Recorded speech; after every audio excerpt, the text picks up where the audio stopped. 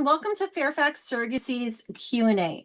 Today's interview topic is how long is the surrogacy process for gestational carriers, also affectionately known as surrogates. I'm Rhonda Blair, and I am the lead case manager here at Fairfax Surrogacy. I am a four-time former surrogate, and I've carried 5 beautiful babies, and I have 4 children at home, and 2 of those are my bonus children. Hi, my name is Anna Bernier. I am the bilingual case manager here at Fairfax Surrogacy, but I also work in the intake department.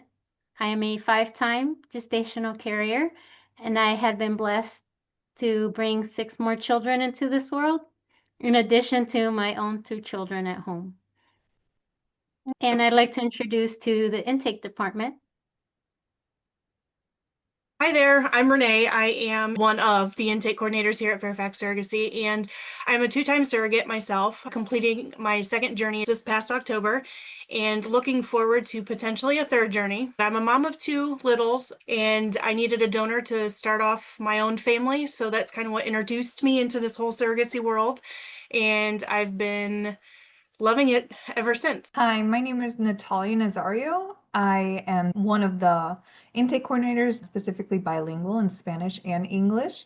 I was introduced to the world of surrogacy with Fairfax Surrogacy specifically. I applied to become a gestational carrier with Fairfax back in 2022. It was such an amazing journey that I decided to onboard as a team member and help other girls that are wanting to become surrogates as well. Thank you, ladies, all so much for your introductions and your commitment to the surrogacy world and industry. We're excited to learn about the process. So we want to understand the timeline for a gestational carrier so that she's prepared for what this journey looks like. What do you feel is the typical timeline from application to delivery for a gestational carrier? So really that can vary. 18 to 24 months is typically the average that you could expect. And that's from the time of submitting your first application or talking to one of us on the phone all the way to delivery of SurroBabe. There's a lot of things that happen in between. There's a couple hurry up and wait spots, but that is a general guideline. It might be sooner, it might be longer. It just really depends on so many different variables, but that's pretty standard range of time. Is that 18 to 24 months? Thank you. And then thinking about that timeline, how long do we feel like each phase usually takes? Aside from actually being pregnant, I would say the longest part of the process is the medical record retrieval and having the clinics review those records. That and legal are probably your longest wait times. Aside from that, the intake process overall, it takes about a month to get to that matching or legal or medical clearance point. At least that's the goal. And there's some curveballs that happen, and we learn to roll with the punches on that, and it could be shorter. It's really a case-by-case basis, but generally speaking, I would say medical record retrieval and review and legal are probably the longest. So like that application process, Natalia, and that screening process, how long do you feel like that typically takes? Are they different pieces that the surrogate should be thinking as different big steps, or do they feel they should be combined into one step? So it would combine into one step, but it is also specifically on how fast you want to start your journey and how prepared you are, if you've already done research, if you're ready to just dive into everything surrogacy. And so it depends on how fast you want to go. Perfect. And then once you've completed the application, that screening process, how long does that matching timeline take? I'd like to discuss a little bit about the matching timeline. It's all based on your personal criteria and preferences. We have an abundance of intended parents that can match your specific criteria. Therefore, matching can take up to about a month, maybe even less, depending on what you're looking for specifically. We want this to be not only a great experience overall, but we want to match you with like-minded intended parents and based on your preferences. Therefore, we don't show you an application of someone that you are not comfortable with. We want to make sure that you are matched with intended parents, that you can find not only a foundation based on surrogacy, but also on things that you're compatible with. We look at things like your background, your family, your likes and dislikes, and any hobbies that you have. Therefore, we like to match you with those like-minded intended parents. And I did want to touch a little bit on that specifically because there are questions that we go over that aren't in the full application that are in that video interview that we like to do to get to know each and every candidate. There are questions like, are you willing to change your diet? And so many girls like to say yes, but are you willing to change your diet? Because it happens very often that an intended parent might not want you to consume pork, but you're a bacon girl.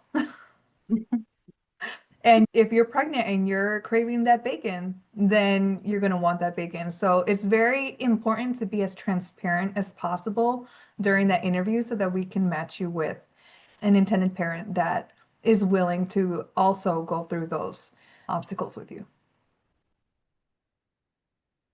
Is there anything in that process that a gestational carrier can do to help speed that up?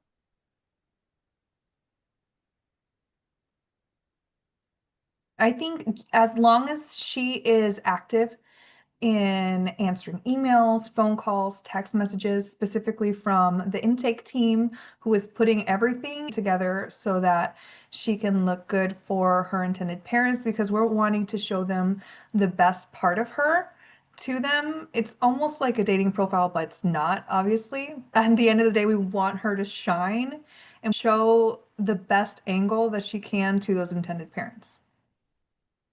I love that. So once they've completed that application screening process and they've started that matching process, what is the timeline from matching to getting to legal to pregnancy? What does that look like? Typically, after the matching process, we do have to follow her menstrual cycle. She will have to travel to get her medical screening. After she has her menstrual cycle, typically the clinics like to see her between day 5 and day 10 of her menstrual cycle to do those additional tests. Then once she's medically cleared, we go into the legal process. Legal can take between 4 to 8 weeks. It's the contract phase drafted by the intended parent's attorney, then sent to the gestational carrier's attorney, and any needed adjustments in between. We've seen legal can take fairly quickly, and other times there are just some things that need to be adjusted based on criteria and preferences such as diet. Once we receive legal, we have to wait for her menstrual cycle to go into the embryo transfer. That can take between 4 to 8 weeks. Hopefully, we try to coordinate where legal is almost towards the end, where we can get her transfer date based on her cycle. And then once transfer sets in, we have the transfer. If everything goes well, then it's the 9 months of pregnancy, hopefully. And a little tip too, I Right. want to add in with any gestational carriers going through this process. Once you get that document that thick, it seems like forever long document that you need to, it's important to read through it. But if you're anything like I was or am, when I read through legal documents, you find yourself getting to the end of it, forgetting half of what you just read. So I always encourage women to print it out, have a highlighter and a pen or pencil with you, and highlight certain things that you're unclear on or that you want to revisit and come back because it sounds really, really important to you. The whole thing is important, but specifically you want clarity on or things you're unsure about, go through and highlight it. You'll have a phone call with your attorney to go through everything. They should go through that whole contract with you, asking you if you have any questions on anything, and then put it down. Go over it, skim over your highlighted items, and then put it down, walk away, come back to it, and then go through it again. It's less intimidating that way if you break it down. Yes, and like Renee mentioned, your attorney is there to guide you and review it with you. If you have any questions, They are there to support you. They will have that review with you and answer any questions. Again, this is a very important document, and they want to make sure that you understand what you are signing. I do want to add real quick, in any stage at all, if you have any type of question, you definitely reach out to your intake gal or your case manager, anyone that you are in touch with, just ask them the question. It doesn't hurt to ask. At the end of the day, you're doing this beautiful thing for somebody else, and any question is valid. Absolutely. I couldn't agree more. And then the other thing I wanted to say is I know some ladies will say, is there a copy of the contract we can look at before we get it? Sadly, there isn't, because every contract is so different and unique to each situation. I've done 4 different journeys with 3 different families. Even the contract with the same family was different. There's nothing that you can get ahead of time to prepare yourself for it. And different states Okay. have different laws too, so everything is drawn up very specific to the circumstances. Absolutely. Are there any stages that tend to take longer depending on where a gestational carrier's location might be or a specific type of match? Typically, it's the gestational carrier's location isn't as big of a deal as the match part. International barriers can sometimes extend the length, especially during legal. Not only the time zone difference, but as well as getting extra levels of clearance so that they do have everything in order to become birthright parents to their child for both their country and the US. There's an extra layer of legality to ensure all the T's are crossed and all the I's are dotted. I think And is there any, matching, go ahead. I think the only thing that takes a little bit longer would be your matching criteria. If you have specifics, for example, if you do not want to match with an international couple, you could be matched a little bit quicker. But if you have geographical concerns, say you just want to match with someone within your state or you want to remain local, that criteria and that match time just adds a little more wait time. However, if you're more open, then the matching time can be a lot quicker. We ask all these questions because we are not trying to force any intended parent on you. And so we want to make sure we match you with that specific criteria and we respect your requests. Yeah, absolutely. We're never trying to change your mind. Your beliefs and your values are just that. They're yours and you are entitled to them, and it's your right. Our goal is to provide you all of the education that we can and present the facts as they are and share our experiences with you and our knowledge of this world, and then let you make that choice on your own. I've had some women change their mind and like, oh, I never thought of it that way. Thank you for sharing that. I actually feel this way about it now after talking with my partner or after thinking about it. That's a great point, Anna. We never want to change your mind. That's never our goal. Our goal is just to educate you and share this world with you and allow you the freedom to move forward how you want to. And we're able to share our personal stories because I personally never thought about matching with an international couple before. It just felt like I would have a stronger connection with someone who lived closer. My intended parents are from Germany, and we have an amazing relationship thanks to technology that we were able to video chat and text message. We made the time and effort to make those connections. We never really met until the birth of their child, but we already felt like we knew each other so well because we created that emotional bond and relationship. Just having an open mind is great. You never know what kind of amazing journey you may have with just opening up a little bit. I love all of that. And then what if a gestational carrier has plans to travel or she's recently delivered or is still breastfeeding? Does that delay anything in her timelines?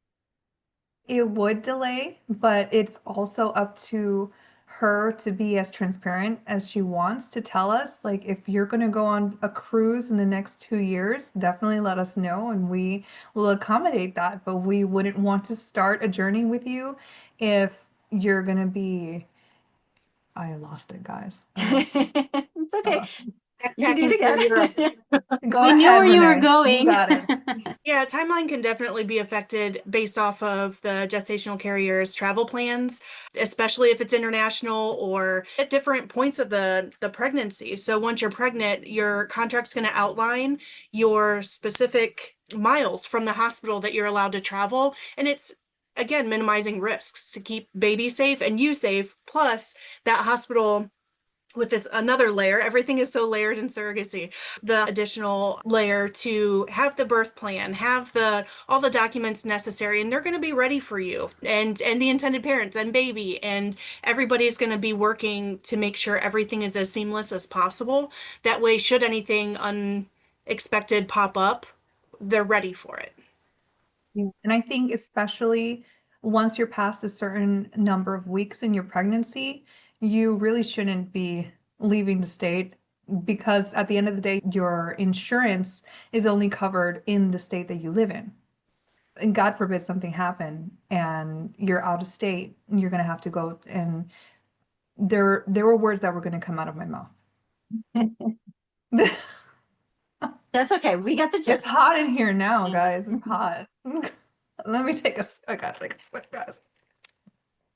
So we talked about the possible delays with travel plans. What if a gestational carrier has recently delivered or is still currently breastfeeding? Is there a longer wait time period for her? Can she start everything right away? What does that look like? We will follow your timeline. You are going to be adjusting your life, your family, to becoming a gestational carrier, but at the same time, we want to make sure that we follow your timeline. So if you're still breastfeeding and you want to continue to breastfeed, we will put your journey on hold until you are ready. Same as if you have travel plans, we'll try to adjust those big milestones within your plans. However, there are some things that need to be done within your journey. So if you're planning on having a cruise with your family in a year, we rather not have you start the process until you're done so you are able to enjoy time with your family and not be pregnant. Also, with the situations that can arise during a pregnancy, we would not want you to put yourself or the child at risk should you have set plans. As long as you're transparent from the beginning, we will match you. We will find a time. We will find intended parents who are open to your timeline as well. We just want to make sure that you're comfortable. And when you're ready, we will assist you moving forward. Yeah, adding to that, Anna, from a clinical standpoint, the type of delivery you've had matters to clinics and when they'll review those records. So anywhere between 6 months to 18 months, it depends on whether it was a natural delivery or cesarean, and the clinic themselves. They all have their own layer or guidelines that we need to adhere to as well.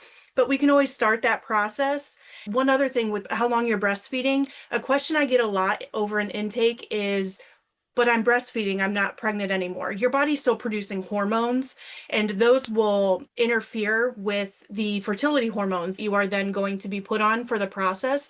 So again, like Anna said, it's about your timeline and what makes sense for you, and you tell us when you're ready, and we'll go along with that accordingly. And then using the breastfeeding as an example, if you were wanting to start the journey as soon as possible, you could let us know 1 month out. Hey, I am probably going to stop breastfeeding this month or next month. Can we go ahead and start with medical records retrieval? That's something we can do as well, just to get the ball rolling. I love all the flexibility that we are offering all of these potential gestational carriers. Thinking about that, it sounds like there's a lot of flexibility in the timeline. Is there something that you would advise to women who may want to wait a little bit before transferring? What kind of advice can you offer for them?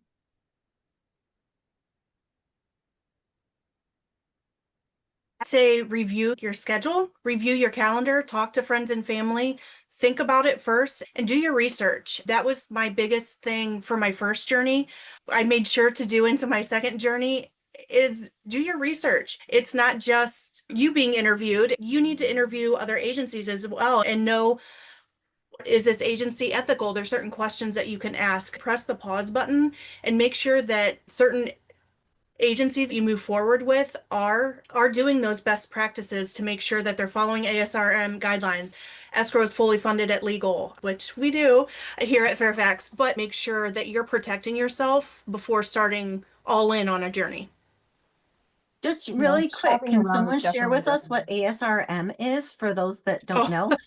ASRM is American Society of Reproductive Medicine, and they're the foundation of best and safe practices and guidelines for surrogacy. Another really popular company is Seeds Trust. They're a large escrow company. If you're a member of Seeds Trust, that's an ethical standard follows the ASRM guidelines and have their own extra guidelines on top of it. And then each agency has their guidelines that follow, and the clinics follow all of those too. And then I would like to just talk to you ladies individually and hear a little bit about your personal experience and advice. So, Renee, since you were just talking, what advice would you give to gestational carriers who are curious about the overall commitment? And how long did your own journeys take? As far as the overall commitment goes, I definitely think you should be in a place that is calm. Everything's under control. You're not overly stressed or running ragged most days. Finances are in order. Life is in a good spot, and you're prepared for this because it can be demanding at certain times. For example, my second journey didn't go as planned as my first. I mentioned those curveballs earlier.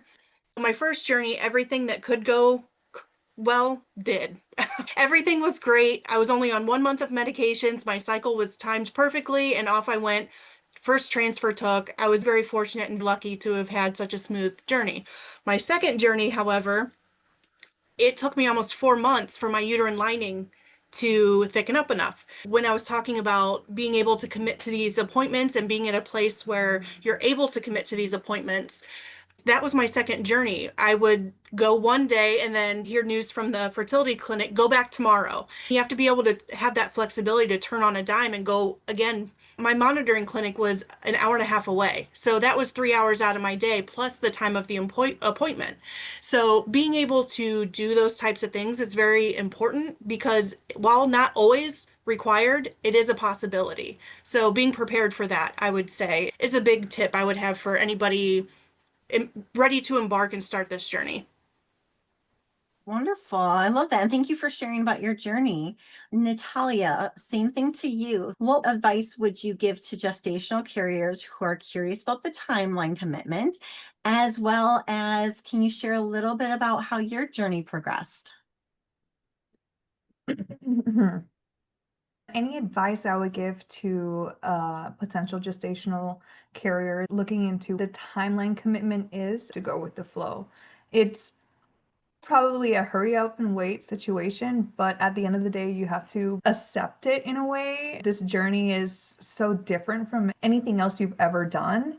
Each journey can be different in and of itself. Your first journey can be so different from your second journey. Being open to everything that could happen will probably happen. Thankfully, it didn't. And I know in my own journey, it was a lot, especially with the beginning stages where I didn't ask a lot of questions and I didn't know if my IPs had embryos created or not. I was put on hold for so many months and I didn't want to ask questions, but at the end of the day, I could have. I could have reached out and I did reach out. Timeline wise, there's so many things that could happen in my own journey on the plane to New York. I landed and my doctor said, "Hey, you need to go back home because your progesterone is not where we want it to be." And at the end of the day, you really want to be with a agency that is understanding of your situation. And thankfully, I was with Fairfax at that time, and they said, "You know what? Stay there. You're going to stay at the hotel. You're going to do everything that you can in New York. Go talk to the doctor, go in for some more labs, while you're there, talk to the doctor in person, do all that. And it's just that flexibility. And the next month, there was a transfer, and I'm very grateful for that. But just being flexible in your whole entire timeline, that's the most important thing, I believe. I think that's great advice as well. And thank you for sharing. Anna, how about you? What advice would you give to a gestational carrier regarding the time commitment? And how long did your own journeys take? I'm gonna try to condense it because I had 5 different individual journeys. Every journey is different. But when it comes to the time commitment, you have to understand that you are dedicating yourself to an intended parent and their journey. You have to keep an open mind about the time changes, sometimes procedural changes. We all wish and we all hope that everything runs smooth, and most of the time it does. But I think we have to be prepared for the what ifs. We hope for the best, but always prepare for the worst. I think my advice to women that are going through the process or possibly thinking about going through the process is education. You have to be open and comfortable enough to ask questions. And agencies, your coordinator, your intake, your case managers, they should be able to give you all those answers. And if they don't have the answers, find a way to get you those answers. This isn't some secret where you jump into something and you don't know what the next steps are. We pride ourselves in giving you that information even beforehand so you know what's going to happen next. We try to give you a timeline so you can prepare for those things. I think another aspect of the journey is support. We think that we are women, we can do it all, and more power to us. But we also need support. I am thankful for my family and my husband and my children that were there to support me throughout this process because it can be daunting. Additional medical appointments, we have to change our plans, our travel plans and vacation plans due to appointments or transfer or pregnancy. And I would also share about the emotional aspect of surrogacy. It's not just, oh, I'm going to have a baby for someone else. It can take a toll on you. So having that mental support is also helpful. And I think once you understand the process, then you can make that informed decision of this is something that I want to do. But I think it's education, support, and again, that mental health is also very important. And that's what I would advise the women that are coming through the process. And that's, Anna, touching on that too, that's one of my favorite things about Fairfax, the support that we provide, not just over the phone, over video, email, text, all this traditional forms of communication, but we go in person to help these women out or just to be there in person. I recently got to visit a surrogate who delivered, and it's different being able to be there in person. It feels bigger being able to connect. Finally, we meet, and to be a part of that and to even offer that is really unique. So that was one of my favorite things about us.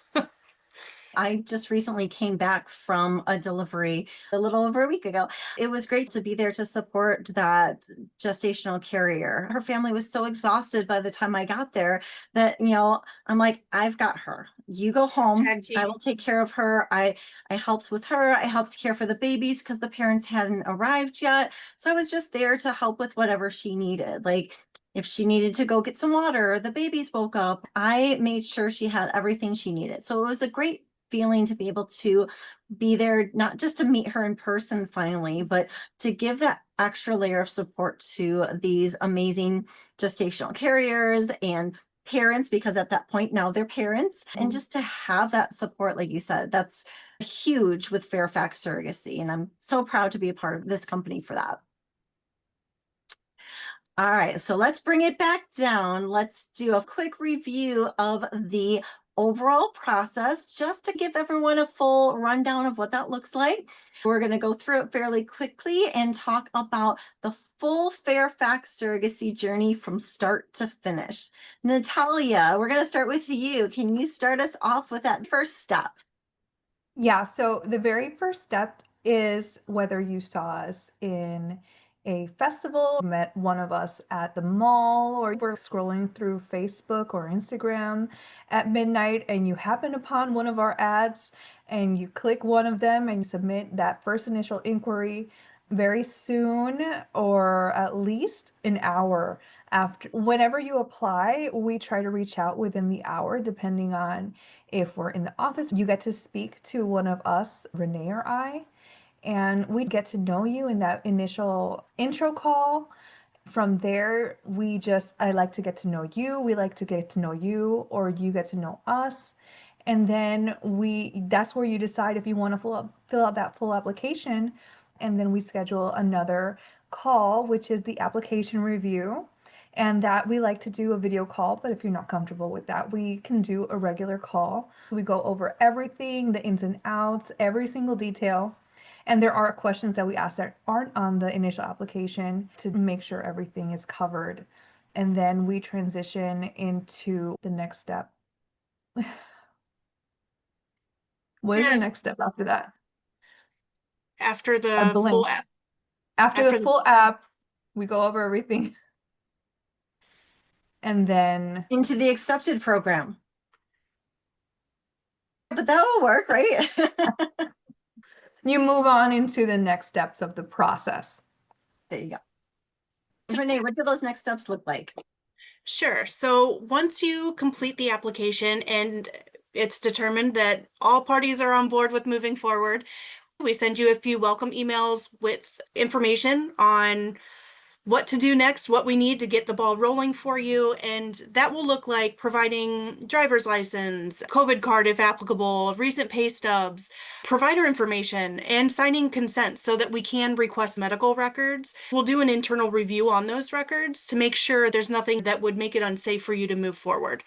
Once we review that, we will then go into more screening items. And once everything is hunky-dory and looking good, we start doing your lab work. We order a mental health evaluation and do background checks.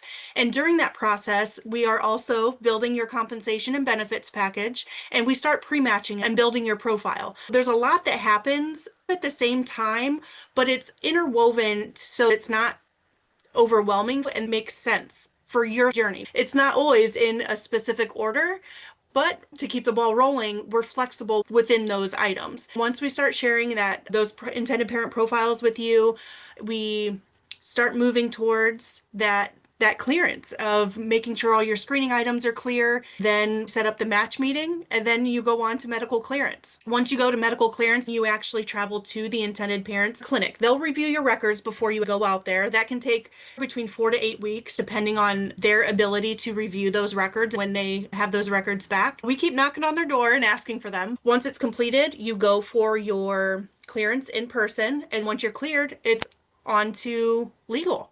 That's when you kind of transition from the intake side of things over into case management. Now, we're still here. We want to be a part of your journey still, and we will be. That's when you start becoming more involved on the case management side, and you'll work with one of our amazing case managers. Anna, if you want to speak more on the legal and the rest of the process and timeline.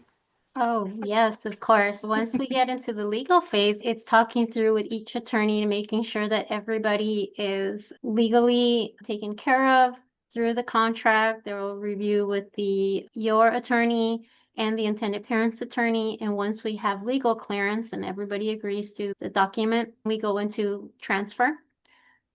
Hopefully everything goes well during the transfer phase. You have the embryo transfer based on your medical cycle, menstrual cycle, and medications. After a few days, you will have a blood test to determine if the embryo took. Once we have confirmation of the once we have confirmation of pregnancy through that blood test, the clinic schedules a heartbeat confirmation, and that is when you are considered pregnant. Once we see that little tiny heartbeat, then what's the big deal, the big milestone of the pregnancy?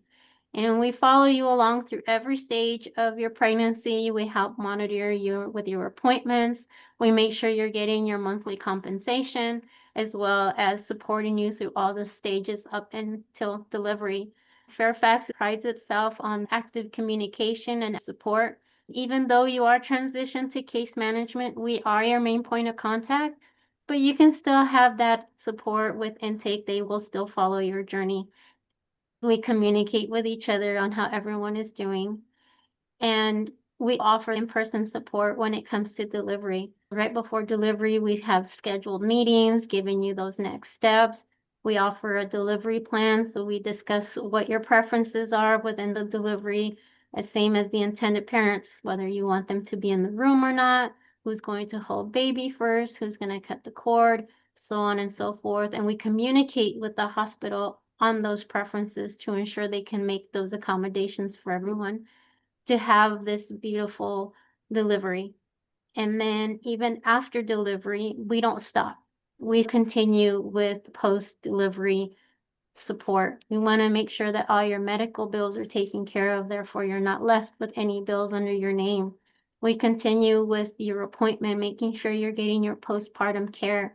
We make sure we check in on your mental health because every pregnancy has a risk, and some of those risks involve postpartum depression. And we want to make sure that, a gestational carrier pregnancy is very different to your regular pregnancy, that you don't come home with a baby. The first days are emotions of relief and feeling amazing, but once the hormones kick in and you go back to your routine, additional emotions come into play. So we check on you often to ensure that you are taken care of both physically but also mentally.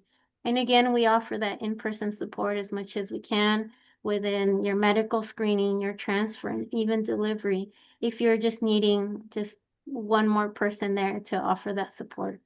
And Rhonda and Renee mentioned previously being there for post-delivery. I've had the opportunity to be at different stages through medical screening, transfers, and even delivery with the gestational carriers, holding their hand, giving guidance, and being like another friend there to help. We stay with you for as long as you would like. We don't drop off communication. We're constantly communicating with you, whether you decide to come back and do another journey or you just go back and live your regular life. We still continue to communicate with you. There's no end journey for us. Thank you, Anna. I love all of the information that we've provided today regarding the timeline, the process for a gestational carrier, learning about all the different aspects of support that they can get either from our intake team or from their case managers. So thank you, Anna, Renee, and Natalia for giving us a little bit of education regarding that. And thank you, everybody, for joining in with us today. If you have any questions, please reach out and provide those questions, and we will be happy to answer them on another Q&A interview topic. Thank you, Rhonda. I have a question. Do you think that we should have mentioned the sign-on bonus at all, or no, because our comp might change in the future? I wasn't sure Yeah, whether I to. say no So because it could changes